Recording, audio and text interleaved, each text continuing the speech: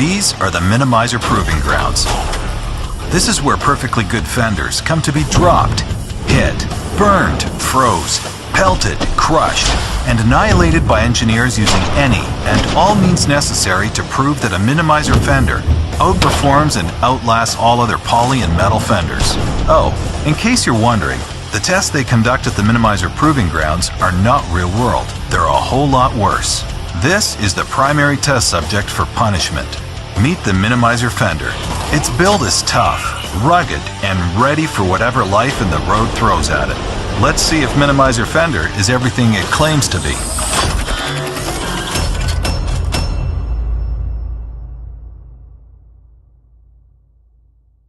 It's a cold world, and it's about to get a whole lot colder. Welcome to the Arctic Cold Test.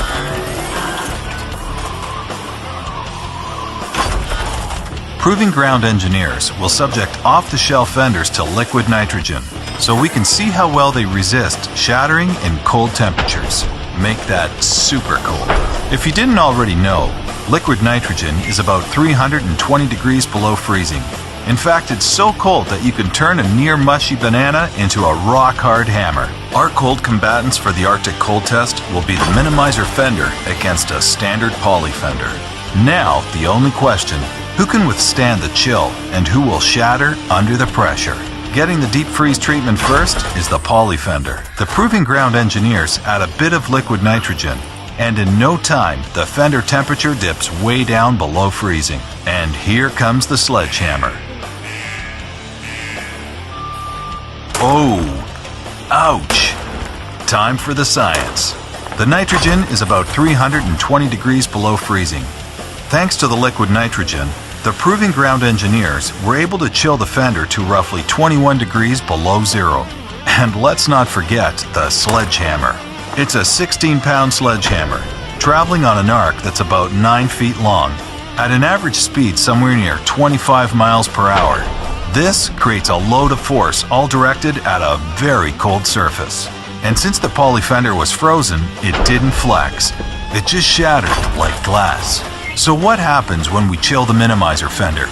It's time to find out. But the odds don't look good. And the minimizer fender flexes without fracturing, despite being frozen with liquid nitrogen. Using the slow motion camera, you can see how the minimizer's superior hybrid poly absorbs the blow without being damaged. The bottom line, when it comes to the Arctic Cold Test, minimizer fenders shatter the competition.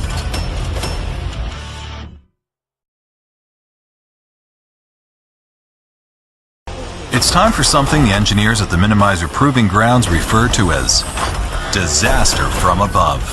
In this test, disaster is represented by a 100-pound anvil hanging 16 feet in the air.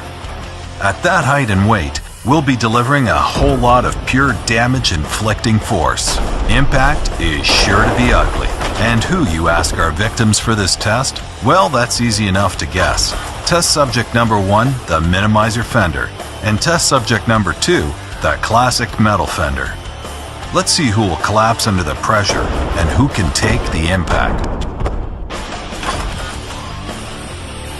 The test begins by placing a minimizer fender into the drop zone.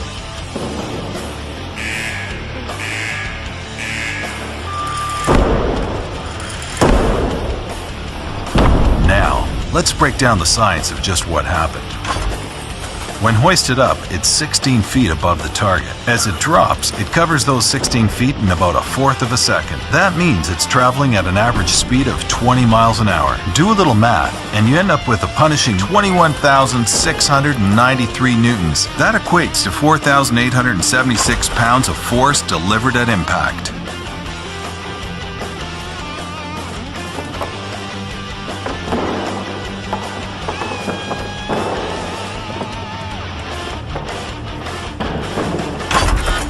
Now let's see what all those numbers mean when we apply them to a metal fender.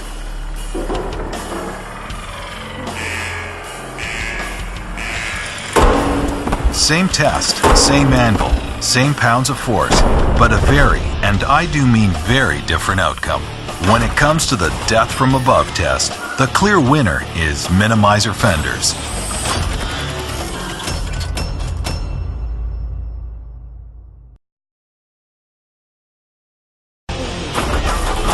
Welcome to a little test we like to call hardball. This is a pitching machine with the uncanny ability to hurl projectiles like a baseball or, say, a pool ball at speeds approaching 100 miles an hour. And at the other side of the proving grounds is where the unlucky catcher of our comic quick pool ball will be positioned. Sure, we can tell you this test is to simulate how well a fender can stand up to flying road debris and potential puncture damage. I mean, we really could tell you that, but we won't. Really, this test just sounded like fun. Leading off, in front of the proving grounds firing squad is the minimizer fender, with a stainless fender warming up in the on-deck circle. Let's see if either one of them is ready for the Hall of Fame. The hardball test begins by placing the minimizer fender in the test zone.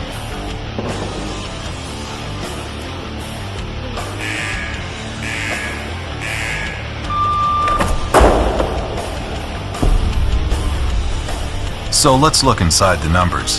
The pool ball weighs 6 ounces. The pitching machine, well, it's projecting the pool ball at about 95 miles per hour, and the distance traveled from machine to impact is 28 feet. In other words, it's packing a powerful punch. But how well can the minimizer fender stand up to multiple punches? According to our proving grounds engineers, there's only one way to find out.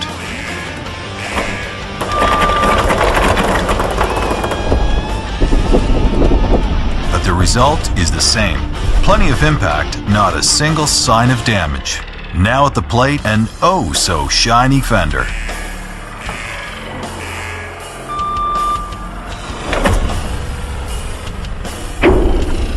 Yep, that one left a mark.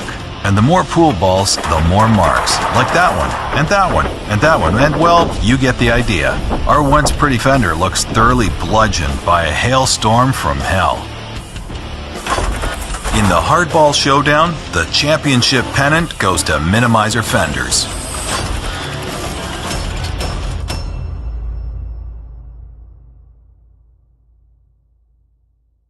It's time for the proving ground engineers to gear up for a test they like to call tank cakes.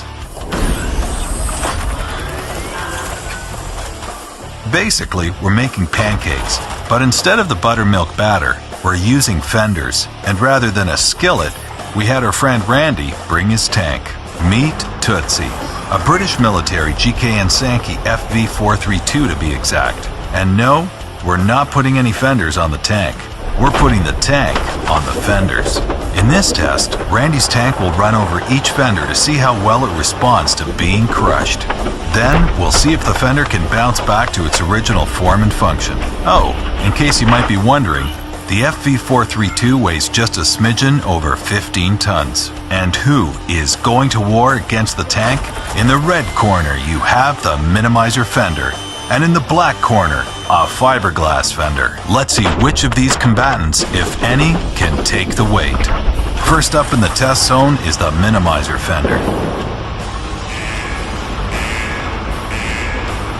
As you can see, Tootsie is no lightweight, and it looks like she did a whole lot of damage. But look here, the minimizer fender is easily popped back into shape and ready for more. So let's break down what happened. The slow motion footage shows every crushing millisecond of Tootsie's 30,000 pounds as she completely deforms the minimizer fender into a pancake. Now, let's find out how well a fiberglass fender will fare against Tootsie in the same test. It's not pretty. In fact, it's pretty much total fender annihilation. It's an easy call to make. In the battle of tank cakes, it's the minimizer fender 1, fiberglass fenders 0.